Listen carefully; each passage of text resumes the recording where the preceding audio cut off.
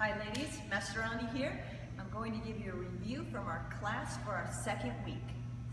We're going to start off with doing that high block. So to prepare, I'm going to start from a low block front stance position.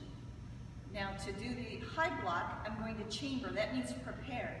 So I'm going to come down low, and when I step, it comes up and blocks high.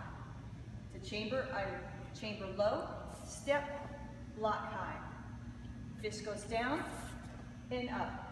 Fist down and up. Now some important things to remember. You want this on an angle, not too high, so I can still get hit, not too low, where I can't see. So just like this. One more time, the fist comes down to chamber. When I step, high block. Okay, for our form, we're up to movements 1 through 8. So we start off in Chumbi, ready position, and we have this time 3 opponents, one to the left, one to the right, and then we got the tough guy in the front. So our movements are to the left, low block, and high punch. The same thing on the other side, low block, and then high punch. Now bad guy in the front, low block, he tries to strike my head, high block, high punch, next is the knockout. And put it all. So one more time, we'll put it all together.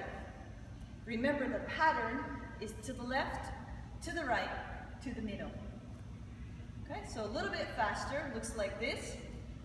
1, 2, 3, 4, 5, 6, 7,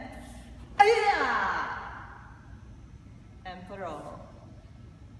Self-defense, we're going to cover numbers 2 and 3 of the basic releases. So number 2, I want to make my wrist as hard to hang on to as possible. I'm going to spread my fingers wide, and it makes the wrist a little bit harder to hang on to.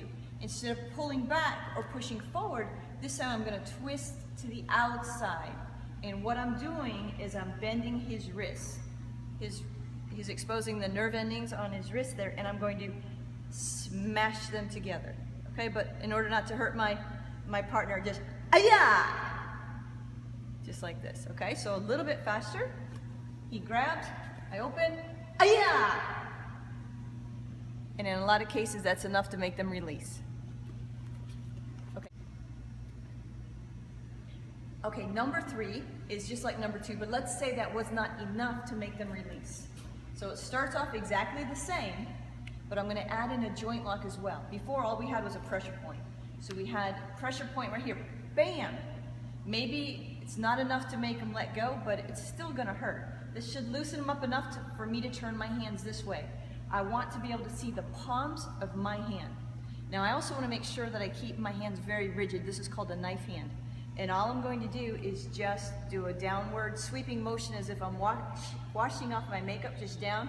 And there's no possible way that he can hang on. He's going to try, but there's no possible way because his wrist will break. Okay, so a little faster, adding in the crazy lady part. Open, bam, So just like that, up and around, turn your palms toward your face and down. So practice this, and I'll see you next week on Tuesday.